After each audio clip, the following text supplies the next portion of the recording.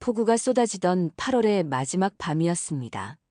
박도윤은 서울 광진구에 위치한 자신의 고급 펜트하우스 창가에 서서 빗줄기를 응시했어요. 손에는 위스키 한 잔이 들려 있었고 그의 얼굴에는 깊은 고뇌의 그림자가 드리워져 있었습니다. 사장님, 오늘 저녁 식사 준비했습니다. 가사도우미 한정희가 조용히 다가와 말했어요. 도윤은 시선을 창밖에서 떼지 않은 채 대답했습니다. 고마워요, 정희 씨. 하지만 오늘은 식욕이 없네요. 그냥 두고 가세요. 정희는 걱정스러운 눈빛으로 도윤을 바라보았어요. 1년간 그의 집에서 일하면서 그녀는 도윤의 변화를 가장 가까이서 지켜보았습니다. 한때 성공한 IT 기업 CEO로서 활기차고 자신감 넘치던 그가 최근 몇 개월 사이 완전히 다른 사람이 되어버렸어요. 사장님, 정희가 조심스럽게 입을 열었습니다. 제가 나가기 전에 드릴 말씀이 있어요. 도윤은 마지못해 정희를 향해 돌아섰어요. 무슨 일인가요? 정희는 주변을 살피듯 고개를 돌리고 목소리를 낮췄습니다. 이거 꼭 확인해 보셔야 해요. 그녀는 접힌 쪽지를 건넸어요. 도윤은 의아한 표정으로 쪽지를 받았습니다. 이게 뭐죠? 내일 오후 3시, 이 주소로 꼭 가보세요. 정희가 떨리는 목소리로 말했어요. 아무에게도 말하지 마시고. 특히 조은설 비서에게는 절대 비밀이에요. 도윤의 눈썹이 치켜 올라갔습니다. 은설이가 왜요? 무슨 일이 있는 건가요? 정희는 고개를 저었어요. 지금은 말씀드릴 수 없어요.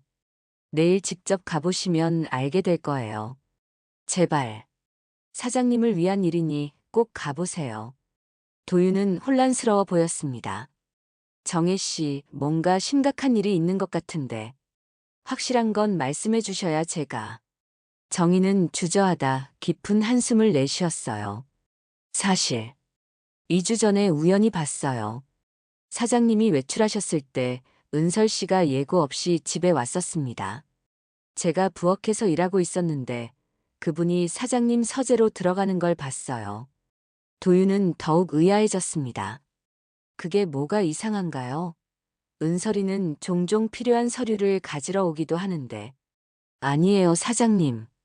정희가 단호하게 말했어요. 제가 음료를 가져다 드리려고 서재 문 앞에 섰을 때 은설 씨가 사장님 금고를 열어 서류를 촬영하는 걸 봤습니다. 그리고 컴퓨터에 USB도 꽂더군요. 도윤의 얼굴이 굳어졌습니다. 그래서요? 정희는 목소리를 더 낮췄어요. 며칠 후 은설 씨가 잠시 자리를 비웠을 때 우연히 그분의 태블릿을 보게 됐어요. 화면에는 회사 기밀 정보와 민호 계획이라는 폴더가 열려 있었습니다. 도윤의 눈이 커졌습니다. 민호? 장민호 말이에요? 정희는 고개를 끄덕였어요. 네, 사진도 찍어뒀습니다. 제 조카가 IT 보안 회사에서 일하는데 그 아이에게 비공식적으로 도움을 청했어요. 알고 보니 은설 씨가 회사 기밀을 빼돌리고 자금까지 유용하고 있었더군요. 도윤은 충격에 빠진 표정이었습니다. 그런 일이. 증거가 확실한가요? 제가 가진 증거만으로는 부족해요. 그래서 김준혁 이사님께 연락드렸습니다. 그분이 추가 조사를 하셨고 정희가 설명했어요. 모든 증거를 제가 드린 주소에 모아두셨어요. 내일 직접 확인하셔야 합니다. 도윤은 쪽지를 다시 보았습니다. 왜 준혁 이사가 직접 나에게 말하지 않았죠? 정희는 쓴웃음을 지었어요. 사장님이 은설 씨를 얼마나 신뢰하시는지 알기 때문이죠. 확실한 증거 없이는 믿지 않으실 거라고 판단하셨어요. 게다가 은설 씨가 항상 곁에 있어 접근하기도 어려웠고요. 도윤은 창가로 돌아가 위스키를 한 모금 마셨습니다. 그의 머릿속은 혼란스러웠어요. 5년간 그의 오른팔이었던 은설이 배신자라니. 그것도 그의 옛 동업자 민호와 함께. 정희 씨, 이런 위험한 일에 왜 관여하신 거죠? 도윤이 물었어요. 정희의 눈에 결연한 빛이 스쳤습니다. 제 남편이 10년 전 사업을 하다가 친구에게 배신당해 모든 것을 잃었어요. 그때 아무도 그를 도와주지 않았습니다. 같은 일이 사장님께 일어나는 걸 그냥 볼 수 없었어요. 도윤은 정의를 새롭게 바라보았습니다. 평소 조용하고 성실하게 일하던 그녀가 이런 용기와 판단력을 갖고 있을 줄은 몰랐어요. 준혁 이사님과는 어떻게 연락을 취하셨나요? 도윤이 물었습니다. 이사님이 몇 번 집에 방문하셨을 때 인상이 좋으셔서 연락처를 알아뒀어요. 제 직감이 그분을 신뢰할 수 있다고 했습니다. 정희가 설명했어요. 증거를 보여드리자 이사님도 은설 씨를 의심하고 계셨다며 추가 조사에 착수하셨어요. 도윤은 침묵 속에서 잠시 생각에 잠겼습니다. 만약 정희의 말이 사실이라면 그의 회사는 내부에서부터 무너지고 있었던 거예요. 그가 가장 신뢰하던 사람에 의해서. 내일 꼭 가보겠습니다. 도윤이 마침내 입을 열었어요. 정혜 씨, 정말 감사합니다. 위험을 감수하면서까지. 정희는 고개를 저었습니다. 당연히 해야 할 일을 했을 뿐이에요. 이제 저는 가보겠습니다. 정희가 퇴근한 후 도윤은 창가에서 밤늦도록 생각에 잠겼어요. 빗방울이 창문을 타고 흘러내리는 모습이 그의 무너져 내리는 신뢰와 겹쳐 보였습니다. 다음 날 아침, 도윤은 평소처럼 회사로 향했습니다. 로비에서 그를 기다리고 있던 은설이 환한 미소로 맞이했어요. 사장님, 오늘 일정표입니다. 은설이 태블릿을 건네며 말했습니다. 오후 2시에 벤처캐피탈 측과 미팅이 있고 4시에는 법무팀과 회의가 있어요.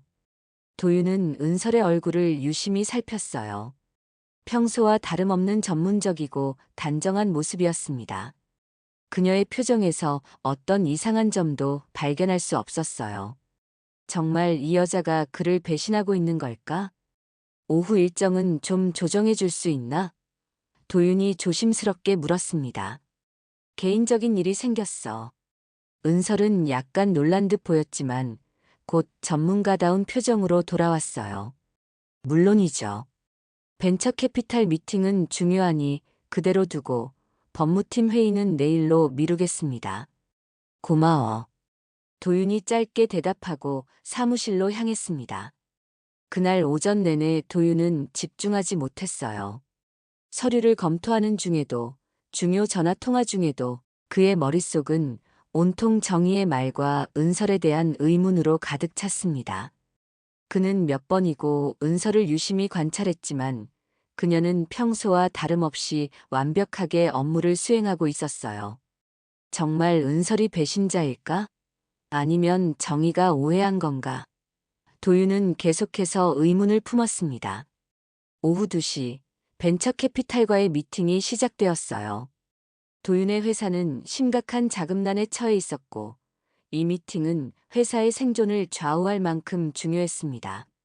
하지만 도윤은 계속해서 시계를 확인했어요. 정의가 말한 3시가 다가오고 있었습니다. 박 대표님, 이 투자 조건에 대해 어떻게 생각하시나요? 벤처캐피탈 대표의 질문에 도윤은 깜짝 놀라 현실로 돌아왔습니다. 죄송합니다. 다시 한번 말씀해 주시겠어요? 도윤이 미간을 찌푸리며 대답했어요. 미팅이 끝난 것은 2시 50분이었습니다. 도윤은 서둘러 은설에게 다가갔어요. 나 잠시 나갔다 올게. 중요한 연락 있으면 휴대폰으로 해. 은설은 의아한 표정이었지만 고개를 끄덕였습니다. 네, 사장님. 조심히 다녀오세요. 도윤은 주차장으로 향했어요. 그의 심장은 빠르게 뛰고 있었습니다. 무언가 중대한 일이 일어날 것 같은 예감이 들었어요. 강남의 호텔에 도착한 것은 정확히 3시였습니다. 도윤은 엘리베이터를 타고 쪽지에 적힌 객실이 있는 22층으로 올라갔어요. 복도를 걸으며 그는 자신이 왜 이곳에 왔는지, 과연 무엇을 발견하게 될지 고민했습니다. 2215호 앞에 선 도윤은 잠시 망설였어요. 문을 두드릴까 아니면 그냥 돌아갈까 고민하던 그때 객실 문이 열렸습니다. 놀랍게도 문 앞에 서 있던 사람은 그의 회사 재무이사 김준혁이었어요. 도윤 씨. 준혁은 도윤을 보고 크게 놀란 표정이었습니다. 여긴 어쩐 일로? 도윤도 당황했어요. 김준혁 이사님? 왜 여기 계신 거죠? 준혁은 잠시 침묵했다가 한숨을 내쉬었습니다. 들어오세요. 당신이 알아야 할 일이 있습니다. 도윤은 불안한 마음으로 객실 안으로 들어갔어요. 안에는 노트북과 서류들이 널브러져 있었고 벽에는 여러 사진과 문서가 붙어 있었습니다. 그 중앙에는 놀랍게도 은설의 대형 사진이 있었어요. 이게 다 무슨 일이죠? 도윤이 혼란스러운 표정으로 물었습니다. 준혁은 심각한 표정으로 노트북을 열었어요. 정혜 씨가 연락해줬군요. 그녀의 용기에 감사해야겠습니다. 도윤 씨, 당신의 비서 조은설이 회사 기밀을 경쟁사에 넘기고 있습니다. 그리고 더 심각한 건 회사 자금을 빼돌리고 있다는 거죠. 도윤은 충격에 휩싸였습니다. 무슨 말도 안 돼요. 은설이가 그럴 리가 없어요. 정혜 씨가 처음 의심을 제기했을 때 저도 그랬습니다. 하지만 증거가 여기 있어요. 준혁이 노트북 화면을 돌렸어요. 화면에는 은설이 회사 기밀 문서를 외부 이메일로 보내는 로그와 회사 계좌에서 자금이 빠져나가는 내역이 표시되어 있었습니다. 도윤은 의자에 힘없이 주저앉았어요. 어떻게 이런 일이? 준혁은 도윤의 어깨에 손을 얹었습니다. 정혜 씨가 처음 저에게 왔을 때 저도 반신반의했어요. 하지만 그녀가 찍어둔 사진과 태블릿 화면은 분명 수상했습니다. 그래서 제가 추가 조사를 시작했죠. 도윤은 고개를 들었어요. 정혜 씨가 정말 용감하군요. 그런 증거를 혼자 모으다니. 맞아요. 그녀는 정말 충직한 분이에요. 준혁이 동의했습니다.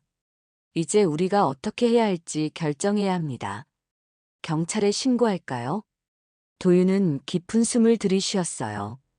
그의 눈에 결연한 빛이 돌아왔습니다. 네, 경찰에 신고하고 은서를 체포해야 합니다. 그리고 장민호와의 연결고리도 밝혀내야 해요. 그날 저녁 경찰은 회사에서 은서를 체포했습니다. 그녀의 아파트에서는 추가적인 증거들이 발견되었고 장민호도 연루된 것으로 확인되었어요. 도윤은 경찰서에서 모든 진술을 마치고 집으로 돌아왔습니다. 현관문을 열자 정희가 걱정스러운 표정으로 그를 맞이했어요. 사장님, 괜찮으세요? 도윤은 깊은 한숨을 내쉬었습니다. 정혜 씨 덕분에 큰 위기를 막았어요. 정말 감사합니다. 정희는 고개를 저었어요. 당연히 해야 할 일을 했을 뿐이에요. 처음 의심이 들었을 때 너무 혼란스러웠죠. 은설 씨가 사장님을 속이고 있다는 게 믿기지 않았거든요. 도윤은 소파에 무거운 몸을 기댔습니다. 5년이나 내 옆에서 일하면서 배신했다니. 어떻게 이런 일이. 정희는 따뜻한 차를 가져왔어요. 이제 앞으로 어떻게 하실 계획이신가요? 도윤의 눈에 결연한 빛이 돌아왔습니다. 회사를 다시 일으킬 겁니다. 은설이 빼돌린 자금도 대부분 추적할 수 있을 거고, 빼앗긴 프로젝트도 되찾을 수 있을 거예요. 사장님이라면 꼭 해내실 거예요. 정희가 따뜻하게 말했어요. 도윤은 창밖을 바라보았습니다. 폭우는 그쳤고 구름 사이로 별이 보이기 시작했어요. 그는 깊은 배신의 상처를 안고 있었지만 동시에 새로운 시작을 위한 결의도 다져졌습니다. 정혜 씨, 도윤이 문득 물었어요. 정말 감사합니다. 당신 같은 분이 제 곁에 있어 다행이에요. 정희는 미소를 지었습니다. 서로 돕고 사는 세상이니까요. 때로는 가장 가까운 사람에게서 배신이 오고 예상치 못한 이에게서 도움이 온다는 것을 이번 일로 더 깊이 느꼈습니다. 그날 밤 도윤은 오랜만에 편안한 잠을 이룰 수 있었어요. 비록 큰 배신을 경험했지만 그는 또한 진정한 충성심과 용기가 무엇인지도 배웠습니다. 이제 그는 모든 것을 새롭게 시작할 준비가 되어 있었어요. 3개월이 지났습니다. 가을의 차가운 바람이 서울 시내를 휘감는 11월 초, 도윤의 회사.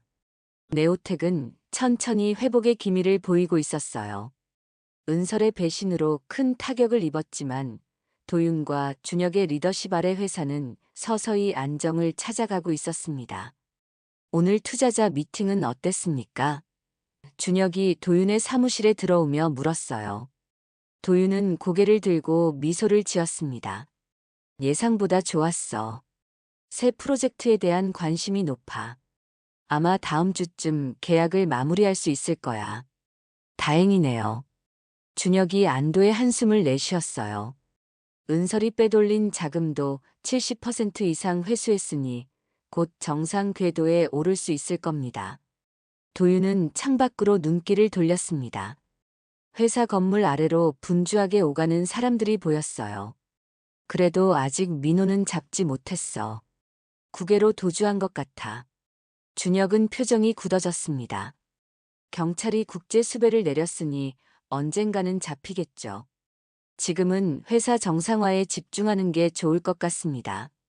도윤은 고개를 끄덕였어요. 그래, 넌 항상 현실적이야. 고마워. 퇴근 후 도윤은 평소보다 일찍 집으로 향했습니다. 오늘은 정희가 퇴근하기 전에 그녀와 이야기를 나누고 싶었어요. 정희는 이제 단순한 가사 도우미가 아닌 그의 중요한 조언자가 되어 있었습니다. 펜트하우스에 도착하자 정희는 저녁 식사를 준비하고 있었어요. 일찍 오셨네요, 사장님. 정희가 반갑게 맞이했습니다. 오늘은 일찍 나왔어요. 정혜 씨와 이야기할 게 있어서. 도윤이 재킷을 벗으며 말했어요. 정희는 호기심 어린 표정으로 도윤을 바라보았습니다. 무슨 일인가요? 도윤은 주방 테이블에 앉았어요. 정혜 씨, 회사에서 일해보지 않겠어요? 정희는 놀란 표정이었습니다. 회사요? 제가요? 네, 은설이 떠난 후 아직 제대로 된 비서를 찾지 못했어요. 정혜 씨가 보여준 통찰력과 판단력을 생각하면 내 옆에서 일해주시면 좋을 것 같아서요. 도윤이 진지하게 제안했어요. 정희는 당황한 듯 했습니다. 하지만 저는 비서 일을 해본 적이 없어요. 게다가 이런 나이에. 나이는 중요하지 않아요. 정혜 씨의 경험과 지혜가 필요합니다. 회사 일은 가르쳐 드릴 수 있고요. 도윤이 설득했어요. 주 3일만 와서 일해도 좋습니다. 나머지는 여기서 계속 일하시고요. 정희는 잠시 생각에 잠겼다가 미소를 지었습니다. 사장님의 제안이 너무 과분해요. 하지만 도전해보고 싶네요. 감사합니다.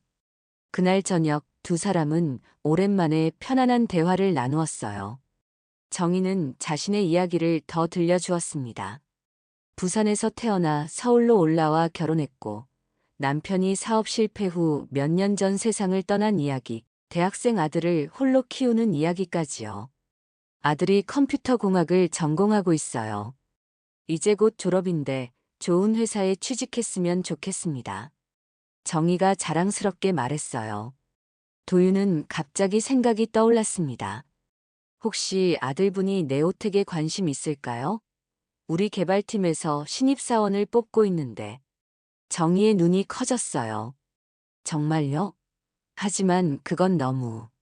인사팀에서 정식으로 심사할 거예요. 단지 면접 기회를 주는 것뿐입니다. 도윤이 웃으며 말했습니다. 그리고 정혜 씨의 아들이라면 분명 실력이 있을 거라 생각해요. 일주일 후 정희는 네오텍에서 첫 출근을 했습니다. 회사원들은 처음에 도윤의 가사 도우미가 갑자기 비서가 된 것에 의아해했지만 곧 정희의 차분하고 효율적인 업무 처리 능력에 감탄했어요. 정혜 씨, 이 서류들 내일 회의에 준비해 주세요. 도윤이 파일을 건네며 말했습니다. 정희는 자신감 있게 고개를 끄덕였어요. 네, 사장님. 모두 정리해서 준비하겠습니다. 퇴근 시간이 다가올 무렵 준혁이 도윤의 사무실에 들렀습니다. 한정혜 씨 생각보다 적응이 빠르네요. 준혁이 감탄했어요. 도윤은 미소를 지었습니다.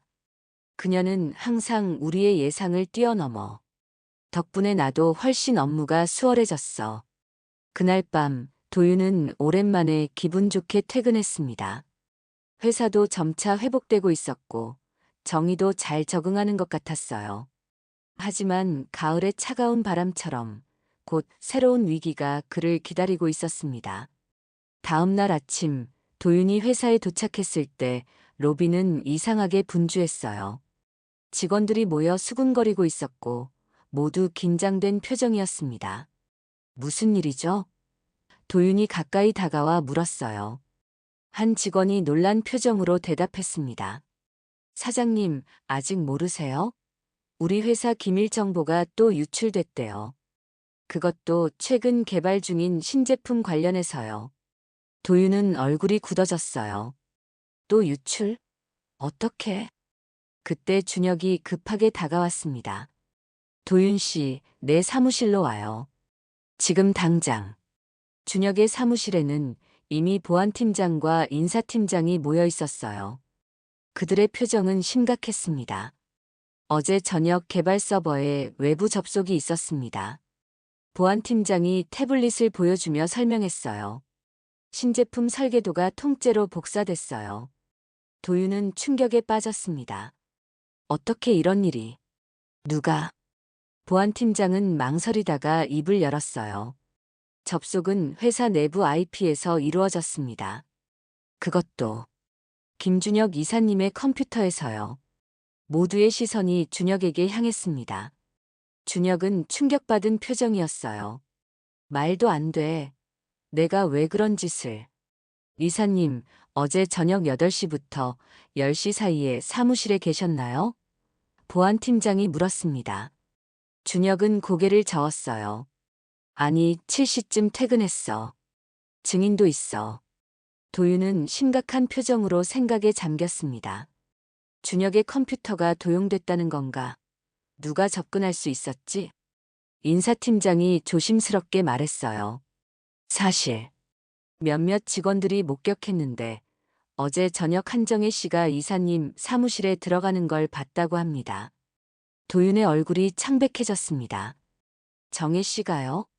그럴 리가 없어요. 저도 믿기 어렵습니다만 CCTV를 확인해 봤어요. 보안팀장이 다른 영상을 보여주었어요. 화면에는 분명 정희가 준혁의 사무실에 들어가는 모습이 찍혀 있었습니다. 정혜 씨는 오늘 출근했나요? 도윤이 물었습니다. 인사팀장이 고개를 저었어요. 아니요. 아침에 갑자기 아들이 아파서 못 온다고 연락 왔습니다. 도윤은 마음이 복잡했어요. 정희가 그를 배신했다고. 은설에 이어 또다시. 하지만 그럴 리가 없었습니다. 정희는 그에게 충성심을 보여줬고 은설의 배신을 밝혀낸 사람이었어요. 일단 정혜 씨에게 연락해 보겠습니다. 도윤이 결단력 있게 말했어요. 그 전에 섣불리 판단하지 맙시다. 도윤은 사무실로 돌아와 정희에게 전화를 걸었습니다. 하지만 전화는 계속 연결되지 않았어요. 그는 정희의 집 주소를 확인한 후 직접 찾아가기로 결정했습니다. 준혁, 나 잠시 나갔다 올게. 회사는 부탁해. 도윤이 말했어요. 준혁은 의아한 표정이었습니다. 어디 가는 거야? 이런 상황에서 정혜 씨를 만나봐야 해. 직접 물어봐야겠어. 도윤이 단호하게 대답했어요. 도윤은 서둘러 차를 몰아 강동구에 위치한 정희의 아파트로 향했습니다. 날씨는 흐렸고 점점 더 강한 바람이 불어왔어요. 그의 마음도 하늘처럼 어두웠습니다. 정희의 아파트에 도착한 도윤은 초인종을 눌렀지만 대답이 없었어요. 여러 번 시도해도 소용없었습니다. 그는 주변 이웃에게 물어보기로 했어요. 저 혹시 이 집에 사는 한정혜 씨를 보셨나요? 도윤이 옆집 주민에게 물었습니다. 중년 여성이 고개를 저었어요. 오늘은 못 봤어요. 어제 저녁에는 급하게 나가는 걸 봤는데 아들이 갑자기 아프다고 하더라고요. 도윤은 더욱 혼란스러워졌습니다. 어제 아들이 아팠다면 왜 오늘 아침에 또 아들이 아프다고 했을까? 무언가 이상했어요. 그때 도윤의 휴대폰이 울렸습니다. 준혁이었어요. 도윤 씨, 큰일 났어. 방금 경쟁사 테크비전에서 우리와 똑같은 제품을 발표했어. 우리 기술이 그대로 도용됐어. 도윤은 충격에 빠졌습니다. 벌써? 어떻게 이렇게 빨리? 아마 이미 준비하고 있었던 것 같아. 마지막 핵심 기술만 기다리고 있었던 거야. 준혁의 목소리가 떨렸어요. 그리고 더 중요한 소식이 있어. 테크비전의 최근 투자자가 장민호래. 도윤은 그 자리에 얼어붙었습니다. 장민호와 테크비전, 그리고 정의. 모든 퍼즐이 맞춰지는 것 같았어요. 하지만 아직도 믿기지 않았습니다. 준혁, 나 좀 더 알아볼게. 경찰에는 아직 신고하지 마. 도윤이 말했어요. 도윤은 차로 돌아와 잠시 생각에 잠겼습니다. 그때 휴대폰에 알림이 왔어요. 정희의 아들 민수가 보낸 메시지였습니다. 박도윤 사장님, 저는 한정희의 아들 민수입니다. 어머니가 위험에 처해 있습니다. 장민호가 어머니를 납치했어요. 도와주세요. 도윤은 즉시 회신했어요. 어디에 있는지 알아? 경찰에 신고했니? 민수의 답장이 빨리 왔습니다. 어머니는 인천 항구 근처 창고에 갇혀 있어요. 장민호가 경찰에 신고하면 어머니를 해치겠다고 협박했습니다. 사장님만 혼자 오라고 했어요. 도윤은 잠시 망설였지만 곧 결심했어요. 그는 준혁에게 간단히 상황을 설명하고 인천으로 향했습니다. 인천으로 가는 도로는 빗줄기가 점점 강해졌어요. 도윤의 마음도 폭풍우처럼 흔들렸습니다. 정의는 정말 무고한 것일까? 아니면 이것도 함정일까? 하지만 그는 정의를 저버릴 수 없었어요. 그녀가 위험에 처했다면 구해야 했습니다. 항구 근처에 도착한 도윤은 민수가 알려준 창고를 찾았어요. 낡고 버려진 듯한 창고였습니다. 그는 심호흡을 하고 안으로 들어갔어요. 어두운 창고 안, 희미한 불빛 아래 정의가 의자에 묶여 있었습니다. 그녀의 얼굴에는 멍이 들어 있었어요. 정희 씨, 도윤이 달려가며 외쳤습니다. 사장님 안 돼요.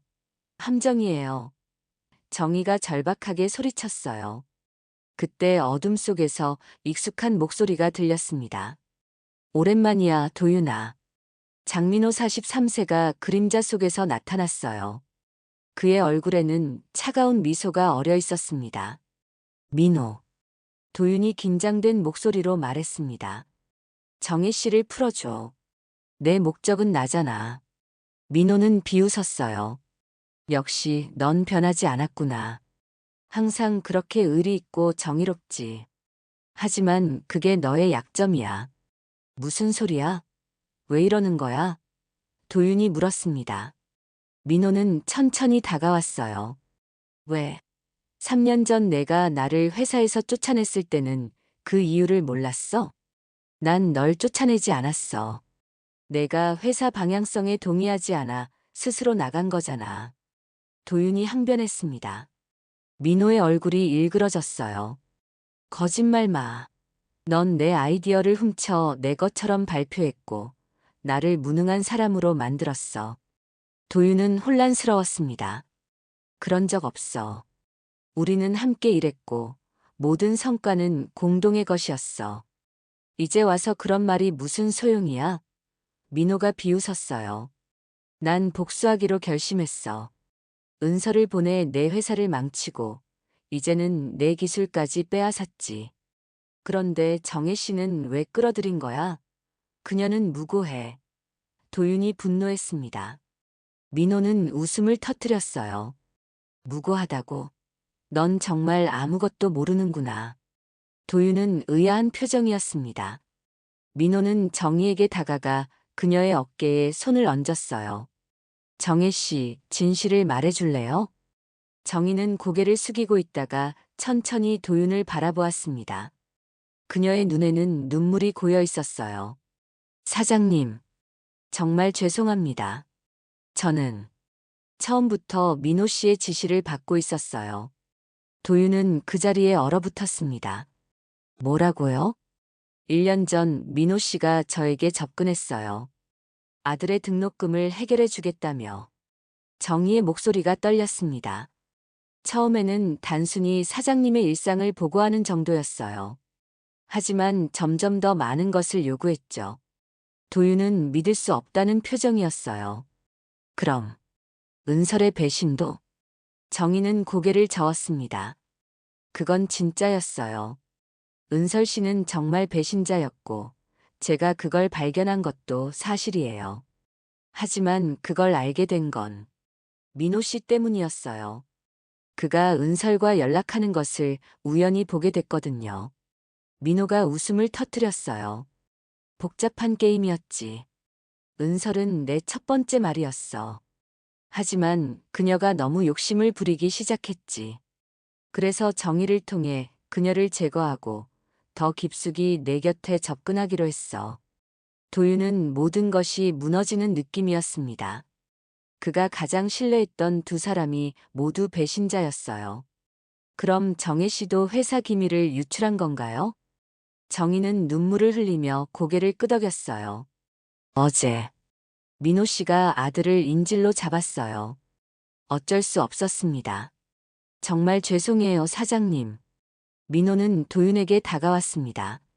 내가 완전히 무너지는 모습을 보고 싶었어.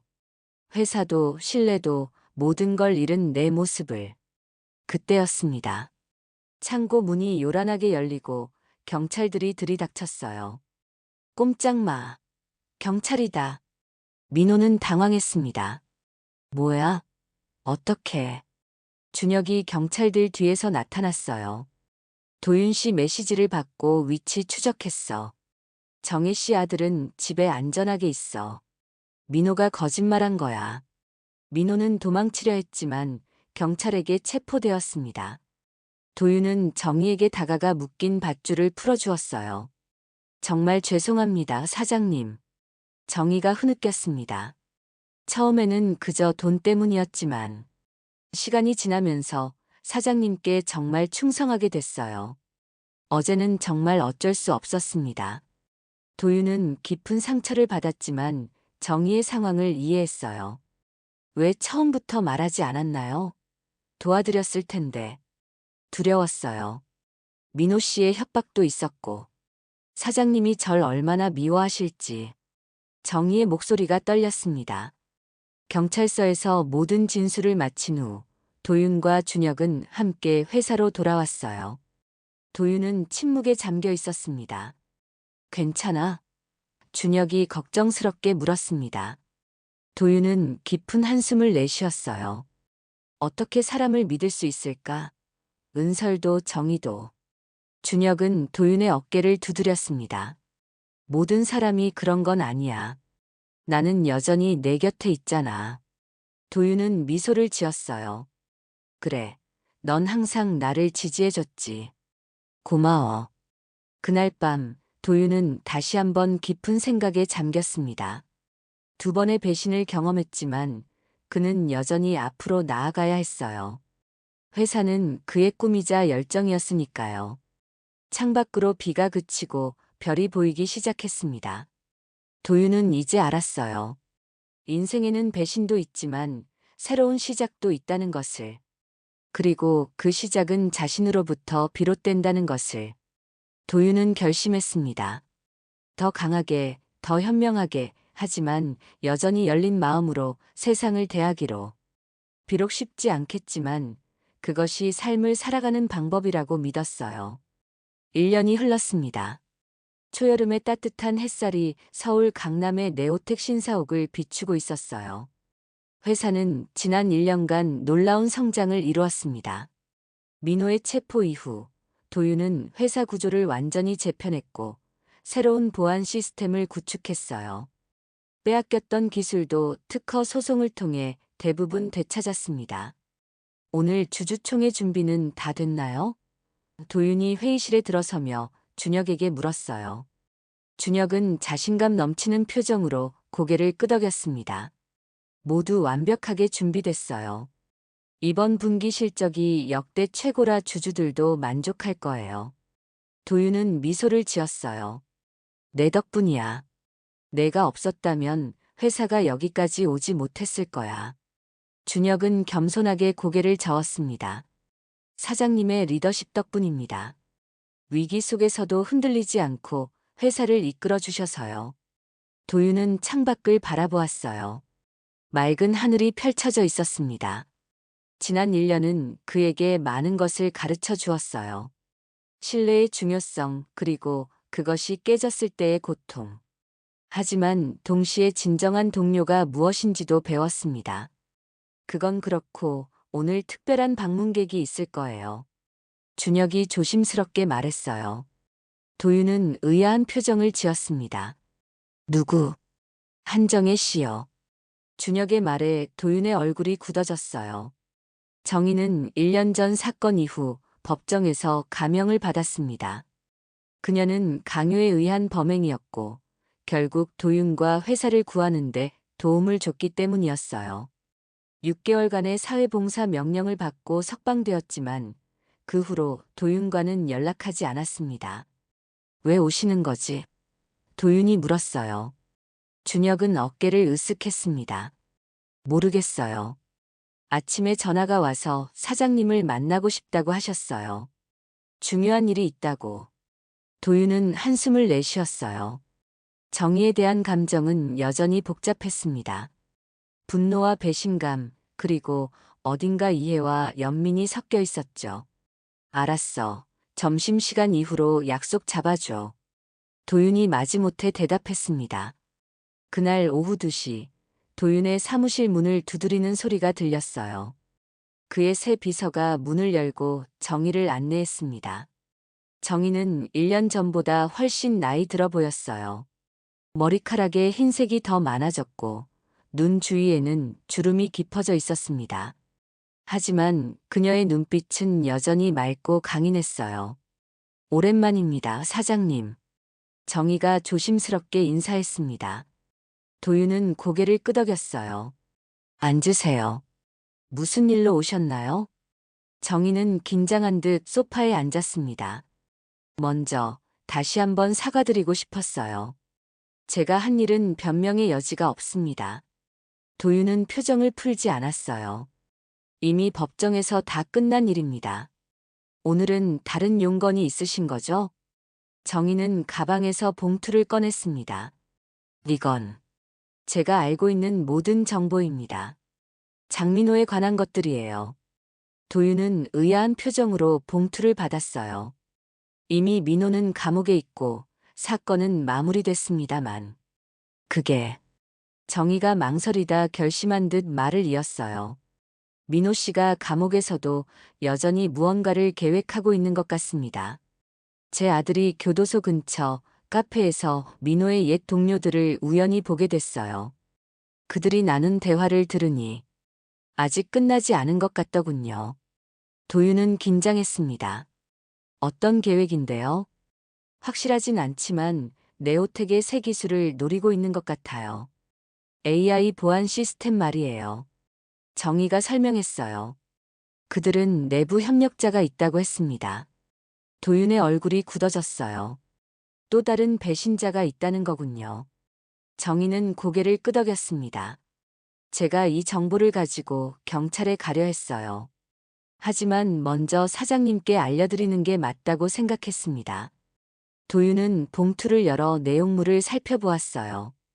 그 안에는 민호의 접견 기록, 그의 옛 동료들의 사진, 그리고 메모가 있었습니다. 왜 저에게 이걸 주시는 건가요? 도윤이 물었어요. 죄책감 때문인가요? 아니면 또 다른 계획이 있으신지. 정희의 눈에 상처받은 기색이 스쳤지만 그녀는 이해한다는 듯 고개를 끄덕였습니다. 사장님이 의심하시는 것도 당연해요. 하지만 진심으로 사장님과 회사에 해가 가는 것을 원치 않습니다. 제가 저지른 잘못을 조금이라도 갚고 싶었어요. 도윤은 잠시 침묵했다가 한숨을 내쉬었어요. 정보 감사합니다. 조사해 보겠습니다. 정희는 천천히 일어났습니다. 그럼 이만 가보겠습니다. 사장님, 건강하세요. 그녀가 문을 열고 나가려는 순간 도윤이 불렀어요. 정희 씨. 정희가 돌아보았습니다. 네. 아드님은 어떻게 지내세요? 도윤이 물었어요. 정희의 얼굴에 미소가 번졌습니다. 잘 지내고 있어요. 작은 IT 회사에 취직했어요. 사장님이 추천해 주신 덕분에 면접 기회를 얻었다고 하더군요. 정말 감사합니다. 도윤은 가볍게 고개를 끄덕였어요. 다행이네요. 정희가 떠난 후 도윤은 즉시 준혁을 불렀습니다. 그에게 정희가 가져온 정보를 보여주며 상황을 설명했어요. 이걸 믿어도 될까요? 준혁이 걱정스럽게 물었습니다. 도윤은 깊이 생각에 잠겼다가 대답했어요. 일단 조사해보자. 정보가 진짜라면 우리는 대비해야 해. 그날 저녁 도윤은 회사 최고 보안 책임자와 함께 내부 시스템을 철저히 점검했습니다. 그들은 모든 직원의 접근 기록을 살펴보고 특히 최근에 입사한 직원들을 중점적으로 조사했어요. 뭔가 이상한 점이 있나요? 도윤이 물었습니다. 보안 책임자는 고개를 저었어요. 아직은 특별한 이상 징후가 보이지 않습니다. 하지만 더 자세히 살펴보겠습니다. 다음 날 아침 도윤이 출근하자마자 준혁이 급하게 그의 사무실로 들어왔어요. 큰일 났어. 어젯밤에 서버 접속 시도가 있었어. 도윤은 즉시 자리에서 일어났습니다. 성공했어? 아니, 다행히 새 보안 시스템이 차단했어. 하지만 접속 시도가 내부 IP에서 이루어졌어. 준혁이 말했어요. 도윤의 얼굴이 어두워졌습니다. 정의의 정보가 맞았군. 범인은 누구지? 그게 문제야. IP는 연구개발팀 서버실에서 나왔는데 그 시간대에는 여러 사람이 근무 중이었어. 준혁이 설명했어요. 하지만 한 가지 특이한 점이 있어. 접속 시도 직전에 장성민 연구원이 서버실에 들어갔다가 나왔어. 도윤은 놀랐습니다. 장성민? 우리 AI 보안 시스템 개발의 핵심 인력 아닌가? 준혁은 고개를 끄덕였어요. 그래, 그 친구는 6개월 전에 영입한 인재야. 이전에는 삼성전자에서 일했대. 도윤은 책상 위를 두드리며 생각에 잠겼습니다. 증거가 더 필요해. 아직 확실한 건 아니니까. 내가 몰래 조사해 볼게. 준혁이 제안했어요. 성민의 배경을 철저히 조사하고 최근 행적도 살펴볼게. 이틀 후 준혁은 충격적인 발견을 가지고 도윤에게 돌아왔습니다. 도윤, 성민의 진짜 신분을 찾아냈어. 그는 실제로 장성민이 아니야. 본명은 하준석이고 민호의 대학 후배였어. 도윤은 놀라움을 감추지 못했어요. 뭐라고? 어떻게 그런 중요한 사실을 놓쳤지? 그가 제출한 모든 서류가 완벽하게 위조됐어. 이력서부터 추천서까지 모두. 준혁이 설명했어요. 그리고 더 중요한 건 그가 지난 3개월간 교도소에서 민호를 5번이나 만났다는 거야. 도윤은 책상을 3개 내리쳤습니다. 당장 그를 체포해야 해. 그게 문제가 있어. 준혁이 조심스럽게 말했어요. 오늘 아침부터 성민이 출근하지 않았어. 집에도 없고 전화도 받지 않아. 도윤은 심각한 표정이 되었습니다. 도망친 건가? 뭔가 가져갔을까? 아직 확인 중이야. 하지만 그가 접근할 수 있는 서버는 모두 격리시켰어. 준혁이 대답했어요. 도윤은 창가로 걸어가 밖을 바라보았습니다. 민호는 포기하지 않는군. 감옥에서도 복수를 계속하고 있어. 그래도 이번엔 우리가 한 발 앞섰어. 준혁이 도윤의 어깨를 토닥였어요. 정희 씨의 정보 덕분에. 도윤은 잠시 생각에 잠겼다가 결심한 듯 말했습니다. 정희 씨에게 연락해봐. 고맙다고 전해. 그날 저녁 경찰은 장성민과 준석을 인천공항에서 체포했습니다. 그는 중국으로 도주하려 했지만 출국 직전에 붙잡혔어요. 그의 노트북에서는 네오텍의 AI 보안 시스템 관련 파일들이 발견되었습니다. 조사 결과 민호는 감옥에서 자신의 인맥을 이용해 하준석을 네오텍에 침투시켰고 AI 기술을 빼내려 했다는 사실이 밝혀졌어요.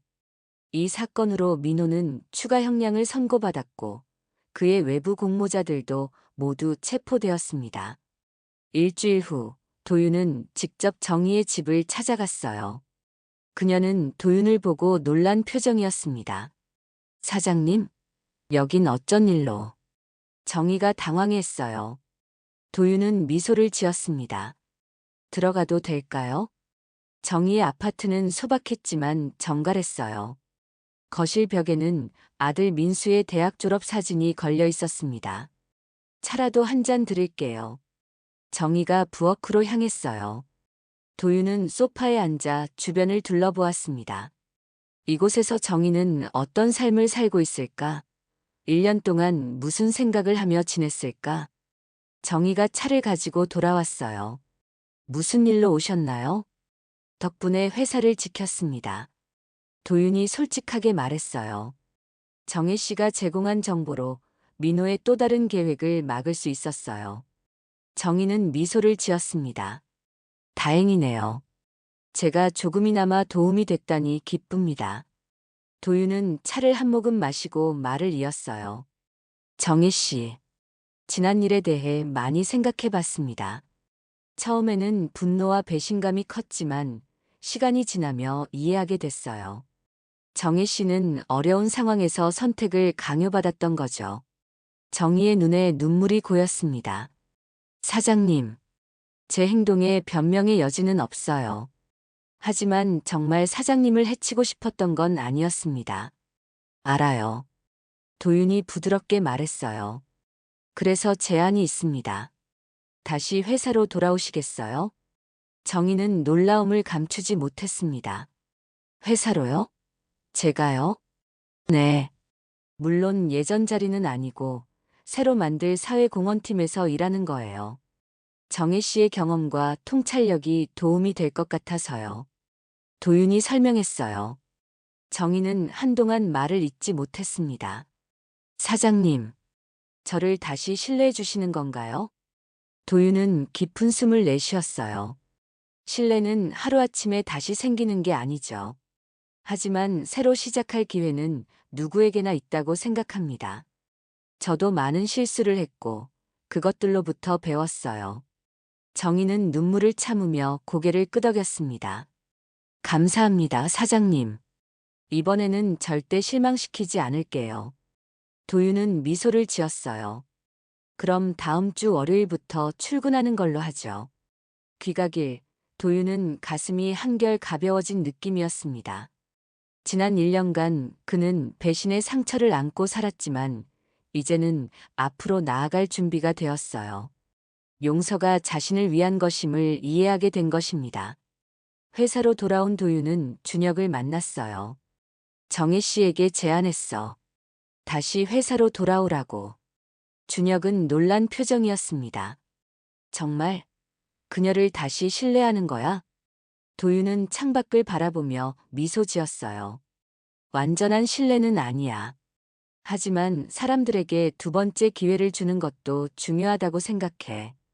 게다가 정혜 씨는 정말로 회사를 구했어. 준혁은 잠시 생각하더니 고개를 끄덕였습니다.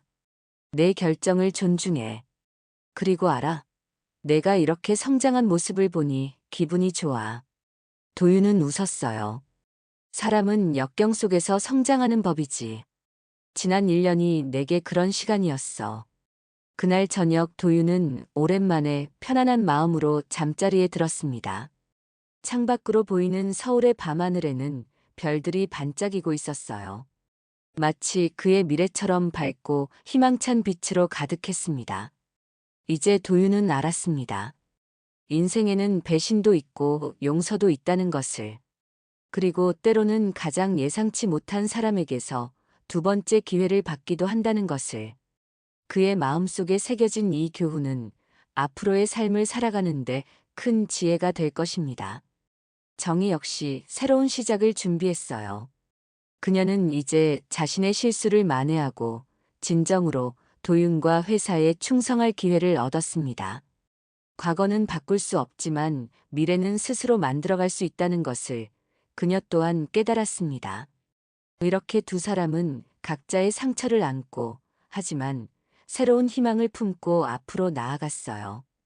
때로는 가장 깊은 상처가 가장 큰 성장의 기회가 되기도 하니까요. 오늘의 이야기 재미있게 들으셨나요? 다음에 더 흥미로운 이야기로 인사드리겠습니다. 시청해주셔서 감사합니다.